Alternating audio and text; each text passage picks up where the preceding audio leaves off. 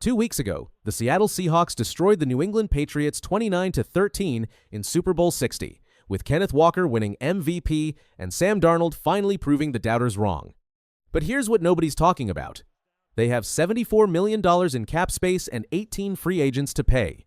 So the real question is, will their championship roster survive free agency, or does it all fall apart? Let's go back 2 weeks. February 8th, 2026. Levi's Stadium in Santa Clara, California. The Seattle Seahawks just won their second Super Bowl championship in franchise history. They went 14-3 in the regular season. They had the NFL's #1 scoring defense, and they did it with one of the cheapest payrolls in football. Kenneth Walker III, a second-round pick from 4 years ago, rushed for 135 yards and became the first running back to win Super Bowl MVP since Terrell Davis in 1998.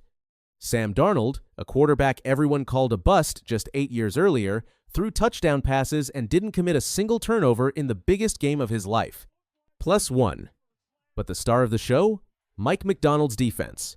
They sacked Drake May 6 times. They picked him off twice. Uchenna Nwosu returned an interception 45 yards for a touchdown. And Jason Myers?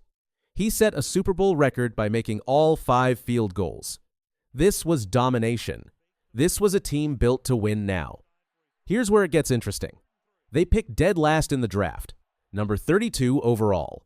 They spent less money on offense than any other NFL team. They got discounted one-year deals from veterans everyone else gave up on. Sam Darnold signed for just $100.5 million over 3 years, carrying a $37.9 million cap hit this season. He was a bargain last year, but in 2026, the bill is coming due.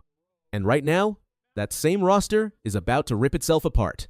GM John Schneider just spoke at the NFL Combine 2 days ago.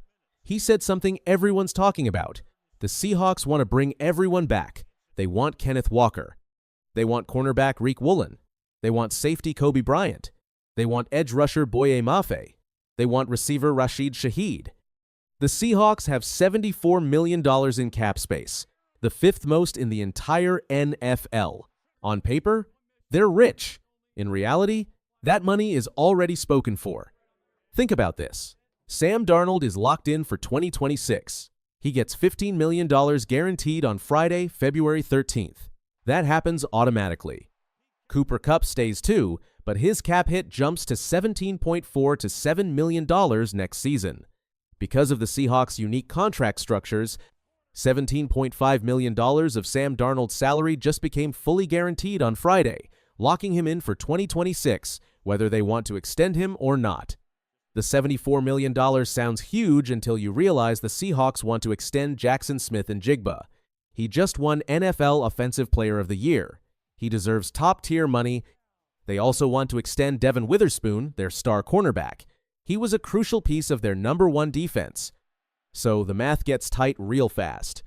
This is where it gets real. Kenneth Walker is hitting unrestricted free agency. He won the Super Bowl MVP award. He averaged 139 scrimmage yards per game in the postseason. He scored 4 touchdowns in the Super Bowl run. +1. And here's the brutal truth. The Seahawks are unlikely to franchise tag him. A franchise tag would cost $14.5 million. They have the cap space, but ESPN reported they probably won't do it. Why?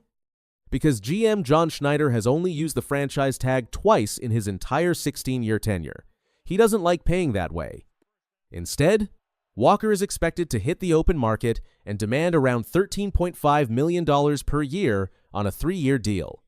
That would make him the 5th highest paid running back in the NFL, not on a per-year basis adjusted for inflation, right now, in 2026.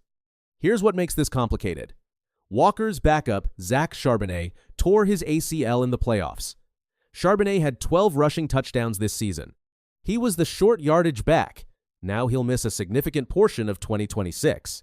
Even optimistic projections say he won't be ready until halfway through October. So the Seahawks have 2 choices. Pay Kenneth Walker $13.5 million a year, or let him walk and hope they can find someone else. But with Charbonnet injured, they can't ignore the running back position. The #1 scoring defense is about to get torn apart, and the Seahawks can't stop it. Coby Bryant is a free agent. 4th-round pick in 2022, just had his first year as a full-time starter. 4 interceptions, 7 passes defensed, career highs. He's only 26 years old. Riq Woolen is a free agent, cornerback, inconsistent throughout the season but part of the championship defense. Josh Jobe is also unsigned. He's been eating into Woolen's playing time, had 15 starts in 2025. Here's the problem. The Seahawks probably can't keep all 3. They might only keep 1. Maybe Jobe, maybe Bryant. The dark side defense is at a crossroads. Riq Woolen, Coby Bryant, and Josh Jobe are all hitting the market at the same time. With the team currently up for sale, the cash budget for massive signing bonuses is a total wildcard. Meanwhile, they want to extend Devon Witherspoon, their star corner, opposite all these guys. So the secondary could look completely different next season. Being Super Bowl champs feels good. It also means the Seahawks have only 4 picks in the 2026 draft. 4. That's it. They have picks 32, 64, and 96 in the first 3 rounds and a 6th rounder from Cleveland. They traded their 4th and 5th rounders to New Orleans to get Rashid Shaheed for the Super Bowl run. It worked, they got the ring, but now they have no cheap way to replace the veterans they're about to lose. If Kenneth Walker walks, they need a running back.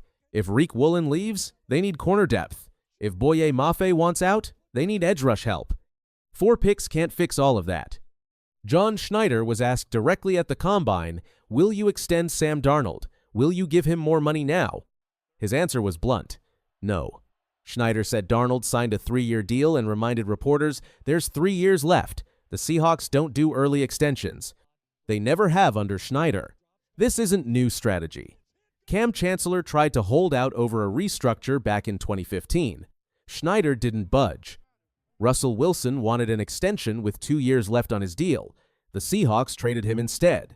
So Darnold stays at $37.9 million cap hit in 2026.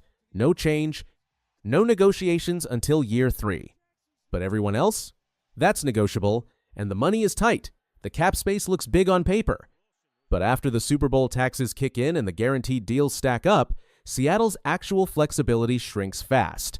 They have roughly $63 million to work with realistically. Here's what's going to happen between now and March 11th. GM John Schneider will meet with agents for Kenneth Walker, Rashid Shaheed, Riq Woolen, Coby Bryant, Josh Jobe, and Boye Mafe. He'll try to figure out who stays and who goes. These aren't backup players. These are starters who just won a championship. Kenneth Walker averaged 139 scrimmage yards per playoff game. Coby Bryant had 4 interceptions this season. Boye Mafe led the pass rush in the Super Bowl. But Schneider can probably keep 3 of them. Maybe 4 if he restructures some deals. But not all 6. And that means champions are about to become free agents. Other teams are watching. Teams with cap space. Teams looking to upgrade. The Seahawks proved they can build the NFL's best roster on a budget. They did it in 2025. They went 17-3. They beat the Patriots in the Super Bowl. Sam Darnold was cheap. Kenneth Walker was a 2nd-round pick. The defense was built through smart drafting and low-cost free agents. Mike Macdonald proved you don't need the highest payroll to win. Now comes the hard part. Can they do it again when everyone knows their secrets? When every free agent is circling their players? When their own cap space gets eaten up by their own success? When draft picks are limited because they won it all? Repeating is harder than winning once. Only 10 teams have ever done it in NFL history. This is the challenge John Schneider didn't talk about at the Combine. This is the invisible monster chasing every Super Bowl champion. It's called the championship tax. Your star players want raises. Your depth leaves in free agency, your draft picks disappear, and next thing you know, you're rebuilding. The question isn't how the Seahawks built the best roster. The question is whether that roster survives free agency. Will Kenneth Walker stay or walk? Will the secondary hold together or scatter? Will they find ways to keep the core intact? And right now, the odds are not in their favor. History says so, math says so, and cap space tells the truth.